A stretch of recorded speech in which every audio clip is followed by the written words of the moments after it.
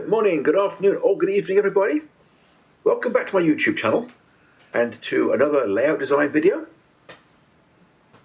Several of my viewers have commented that layout designs are their favourites, and I also like producing them, although they do require somewhat more effort than my other offerings. And of course, I am limited by the number of layout designs I actually complete. So without further ado, let's just head into the design. This is a plan of the client's basement with all the dimensions in inches. As you can see, the overall basement area is about 20 feet north to south and close to 30 feet east to west. However, it is not a big open rectangular space. There are a lot of awkward obstructions, and there are certain areas that have to be kept open for other uses. So overall, the space available for the railroad is probably only about 300 square feet. And as I mentioned just now, it is kind of an awkward 300 square feet as well. Now, the client is working in HO scale, and he wanted a railroad which allowed him to do a lot of industrial switching and also have the capability of just watching trains run past on a double track main line. He wanted the majority of the railroad to be set in a dense urban area with just a few greenbelt areas. He's modelling the late steam period, and he prefers medium-sized locomotives over the giant articulateds, which is actually a good thing with the size of the room, because it meant we were able to get by with a somewhat smaller radius than we would have been saddled with if you wanted to run longer cars and locomotives. He did want to run a few local passenger trains, so we did still work on a 30-inch minimum radius for the main line. That way, shortened passenger cars will look good, and even full-length cars would run reliably, even if the appearance of such would be less than ideal. Now, with everything that he wanted in the railroad, he knew he needed a full double-deck design, and in fact, he had already started building the Helix for his current layout when he decided that it just wasn't going to satisfy his ideals. He had been designing and redesigning it for several years and had failed to come up with anything that was totally satisfactory, which is why he decided to hire me. We played around with various footprints, and this is what I came up with for the main line. It's possible to get up to 3 lobes with 30-inch radius double-track minimums in locations A, B, and C, even though that results in a rather convoluted main line with virtually no straight track. The red line shows the benchwork limits, allowing for a minimum of 3 feet all the way around. Note that I can't protrude any further towards the west, because this area, the other side of the door, is used as a gaming area for his family. So we have to stop about even with the edge of the workshop door, this area in the northwest corner being his workshop. This is a storage closet in the southwest corner. There's a display cabinet along the south wall. This closet in this corner is where his water heater is, and here he has a desk. There is an 18-inch wide door that would need to be opened on an occasional basis, which is why the desk is drawn in this location. Most of the time, he will slide it up against this wall, saving 18 inches. But I've continued drawing it here to remind me that I have to make sure the lower deck stops short, even though the upper deck can extend over it. Now, one of the things that the client mentioned to me is that he expects to be moving in a few years' time and hopes to be able to move the railroad into a larger space, which is why I added these protrusions into Area E, showing a good place where the railroad could be expanded into a larger room, figuring that any room that is approximately the same size as this basement as an open rectangular area would allow for a nice expansion area. As I mentioned, we can have up to 3 lobes on the main line, although I recommended that we cut out either B or C to allow more space for his industrial areas. Now, with the expectation of having to move the railroad, I gave some serious thought to the Helix, and with the diameter that he was building it, it would not fit through a standard doorway without being dismantled. Now, that makes a huge difference in determining where it can be in the rest of the railroad, because although he was building it in such a way that he could easily take it apart, That would no longer be the case if it was buried deep into the structure of the railroad. So we talked about the possibility of moving it into the workshop and using these extension points to tie into it. So here is the next version, shown with the Helix in what turned out to be its final resting place, and with the main line truncated to eliminate the lobe in this corner. This allows for a more pleasing routing and a far greater area for his industrial switching. There still isn't a great location for a yard on the main line, but with further discussion with the client, it was perfectly okay if the only yard was on a branch line. So here is the plan with the branch line drawn in. There is a junction along here where the mouse is now. The main line can be level on the higher level, and then the branch line will wrap its way around the northern lobe to a stub-ended yard with plenty of room around it for various industries. One of the industries that he wanted to be very prominent was a harbour. He was hoping to allocate a good amount of space to it. And although at this stage we were just thinking of a minor engine servicing facility, he later decided that he would much prefer a full roundhouse with all the trimmings. The double track Helix in the workshop leads into a single track Y onto the main line with crossovers at all exits. This inset drawing here is just an alternative arrangement just to see which way around the crossovers should go for the most compact arrangement on the curve. And it turned out it didn't really make a lot of difference. I didn't think it would be, but sometimes inches count. Here is the lower level I drew for him, with the biggest staging yard I could fit in, along with some auxiliary staging in otherwise unusable space.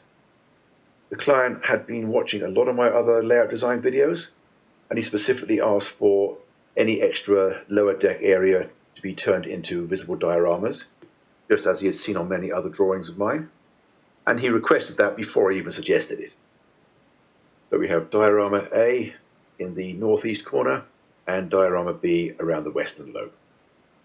The expectation being that the double track main line running through diorama A will just be a simple truss bridge river crossing with maybe a farm or something like that, and diorama B is going to be a deep canyon scene with a trestle. Note that the main line through here is only single track, it being on the reversing loop to turn trains in staging at the end of their run. Here is another version very similar to what you saw just now, but the Helix has been flipped. Originally, the client told me it was okay to rebuild the Helix whichever way it needed to be, and I thought it was only going to fit the other way. This is the way that he's built it, and it turns out that it does fit this way if we're willing to accept a rather complex custom curved crossing, which I can build for him. And this orientation does have the advantage that the uphill trains use the outer track, which is of course on a slightly lower grade. Now initially the client didn't list a full engine terminal on his list of requirements, and we were initially thinking that we would just have minimal locomotive facilities at the yard. But by this stage of the design it was looking as though there was room for a full service roundhouse with all the trimmings, as long as we didn't try to be too ambitious, and here I've drawn two possible locations for it. Both have their pros and cons.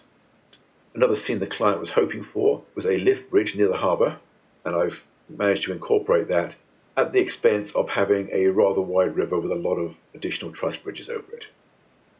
Although when I mentioned that to the client, he said that was an advantage. He would very much like to have multiple big bridges anyway. What I wasn't liking about this plan is the cramped approach to the harbour. It just didn't seem to work very well. So I began to think about the possibility of eliminating this portion of the railroad and putting a small peninsula in from the north. So here is the design with the peninsula coming in from the north and the harbour approach from the opposite direction. And I was also able to put in an ore dock, which was something that was included on his list of things that he would very much like to include on the eventual expanded layout. He really wasn't expecting to be able to get it on this version. But when I sent the client this drawing, he was absolutely ecstatic that we were going to be able to get his beloved ore dock in. He already had several of the Walters kits stockpiled against the day when he can build one. And we ended up with an ore dock that would actually require 5 kits, the full 4 tracks wide and a decent length, although certainly not full length.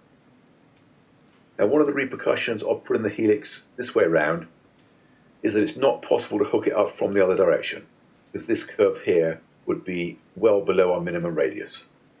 It can only come in this direction, which means that the Helix down to the staging yard and the branch to the yard both hook up in the same direction. It is not a point-to-point design. So to get around that problem, I put a turning loop inside this lobe. Note how it hooks up to the front track at this end and uses a diamond crossing to hook up to the rear track at the other end. The alternative would have been to hook up to the front track and put in an additional crossover.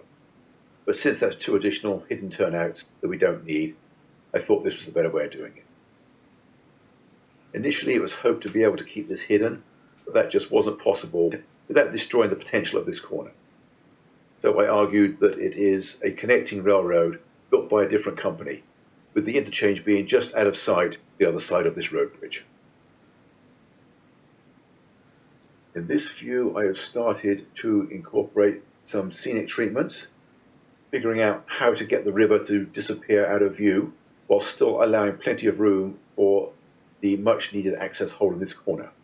And I came up with the idea of curving it into a mirror. Note how the mirror is orientated in such a way that it's not possible for the viewer to see his own reflection. And placing this road bridge just in front of it allows a convenient obstruction or hiding the intersection between the mirror and the water. One was to place the bridge right in front of the mirror and make it look like a dual width road. The only trouble with that is that you can't then have vehicles on it because they would be reflected in the mirror, and it would have been obvious that both sides had traffic facing the same direction. So I moved it back just far enough away to get some structures behind it, making it look like 2 separate roads crossing the river. Another thing that we don't want to see in the mirror are the reflections of all these rail bridges, because that would destroy the illusion. And my thought is to have a water tank on the roof of the front building, hiding the front edge of the mirror, and a chimney on the rear building, hiding the back of the mirror, and then a line of blown smoke across the top. I've also filled in the engine terminal at this point, making sure there is room for all the necessary facilities. And then the space behind it is utilised with a rip track and a caboose track. I would have liked to have been able to have a double-ended caboose track, but cutting an extra turnout into this location would have required shortening the yard slightly, and I felt that the trade-off was not worth it. We do have a short run round, making it easy to get a caboose onto the right end of the train. Something I forgot to mention earlier, you may notice that by now the yard has been curved around the end and turned into a through yard instead of a stub yard. Firstly, that allows for a much better train length, and secondly, we thought that it might ultimately be possible to hook this back up to the main line once the layout has expanded. But until then, it just runs to a 3-track stub-ended staging yard wrapped around the Helix. And even though this is now a double-ended yard, we're figuring that the main line beyond it is just an additional industrial branch. You may notice that there is no dedicated yard lead at either end. That's because it's not on a main line. And since the owner is likely to be operating by himself or with at most 1 visitor, then we really don't need a yard lead anyway, because all switching can be done on the main line. And if a train is due to arrive at one end, you can just switch from the other end. And since there'll be no through trains, one end of the yard will always be available for switching.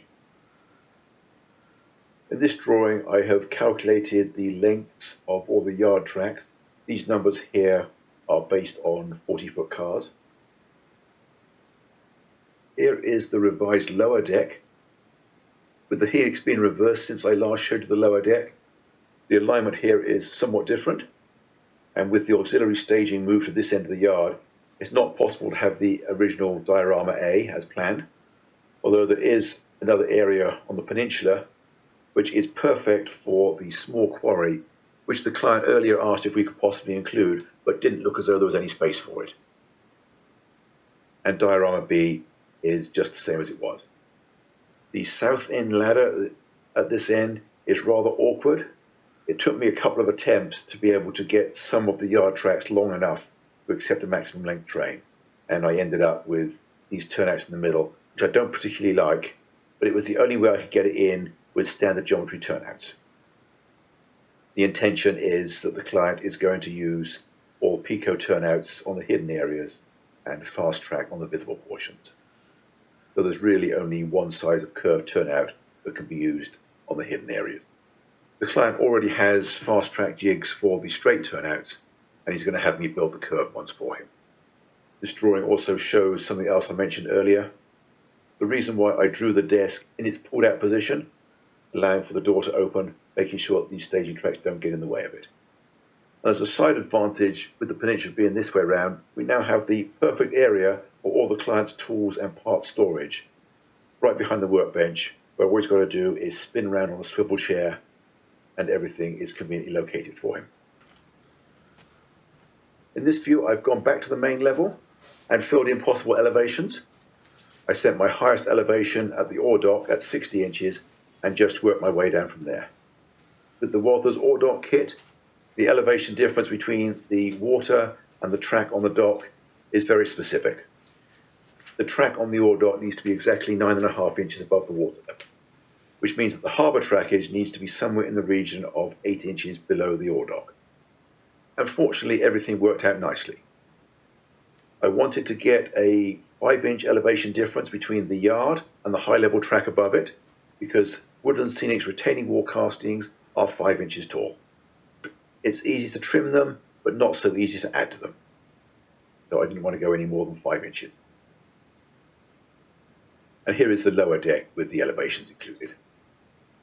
Next, we started figuring out exactly what industries the client wanted. He had quite a long prioritised list. And in addition to the harbour and the ore dock, the big industries he wanted were a grain elevator, a brewery, and a packing plant, along with some smaller ones. Originally, I was thinking that this would be a good location for the packing plant, as it had the advantage of being able to put the stock pens on the front edge of the benchwork, where they need only take up an inch, with the rest of it being in the aisle.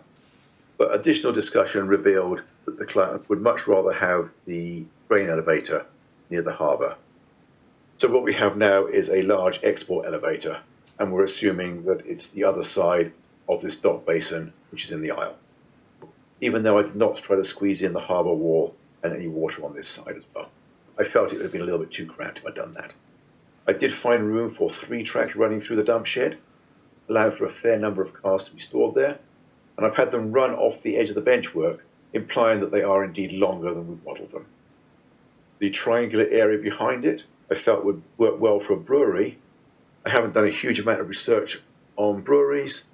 I know they're typically fairly large industries and typically receive several car types on different tracks. So I've drawn in an arrangement that can easily be adapted as the client does his research on the subject. 2 tracks in the middle, in between the 2 main buildings under a covered walkway, implying that they do go on further than we've actually modelled them. This meant that if we were going to have a packing plant on the railroad, it had to be in this area, as it was the only significant size space available. You recall on earlier designs, the backdrop came a lot further forward than this. Let's find one again. The shape of the backdrop I originally intended, that keeps everywhere within easy reach of the aisle. By slanting it backwards, we do end up with a deep reach at this point. The client is going to get around that with a topside creeper. So here is the packing plant. I've filled in all the labels. I've got several spurs curving away from the main yard sharply, each one serving a different part of the industry. And in order to get the stock pens in, I came up with the idea of sandwiching them between a pair of mirrors, making it look as though they continue for a considerable distance. And since covered walkways between buildings in packing plants was quite common, I put one of those in to disguise where it hits the mirror, and it will just look as though that is repeated 2 or 3 times. And I think that with care, that could be quite a believable illusion. A couple of other things that the client asked for at this stage was a rural grain elevator in the Greenbelt area, and this track ends up going through the hole left by the vacated light switch. It could stop short, but it's much better to have the track several cars long, because it is normal to park more than 1 car at a grain elevator, even a small one. They're usually parked inboard of the grain elevator, the first car in the loading shed, and then the elevator owner will move the cars with the tractor as necessary. The other thing shown on this plan, the client asked for rather late in the process, was if it would be possible to work in a crossing railroad with an interlocking. And although there was nowhere that we could get a diamond, we already had a junction at this point where, with the addition of one extra turnout, it can look as though it was originally an intersection between two separate railroad companies which have since merged. It was not at all uncommon for routes to cross each other using turnouts and crossovers rather than diamonds. And although I've labelled it as a dummy interchange, it is possible to extend this track far enough to be able to stage a short train in there. Although I did run into a bit of a problem here, with the road needing to be on a grade crossing, there's no way of having the track duck under it. So it was necessary to rearrange it to avoid that crossing. I'll show you how I achieved that on a later drawing. Here is the lower level with the quarry filled in. Remember I told you about that earlier? Here is the final version of the upper deck of the main level. Notice how this dummy interchange has been realigned slightly, so it now goes around the end of this road on the far side of the backdrop and passes through the backdrop at a fine angle before it gets to this road, thus avoiding both the places where it would have to intersect with the road. Now, something that's immediately obvious on this drawing that makes little difference to the layout design is the season. The client liked the fall colours on my own railroad and asked me to draw it as such, so I've done that. Here is a detail of the hidden track. Where the mouse is now is that short staging track on the dummy interchange.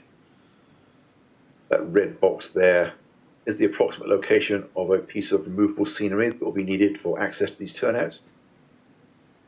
And I've added an additional cut-off track that the client asked for.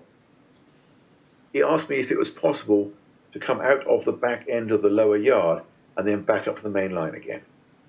And although I couldn't find a way of getting it back up to the main line in the preferred direction, he was okay with the yard being on a reversing loop. So this piece of track here is actually a reversing loop, which takes a train through the yard and back up to the main line again. And if he's not using it for that, it can also serve as a fourth staging track in this area. Here is the lower level with the scenery filled in.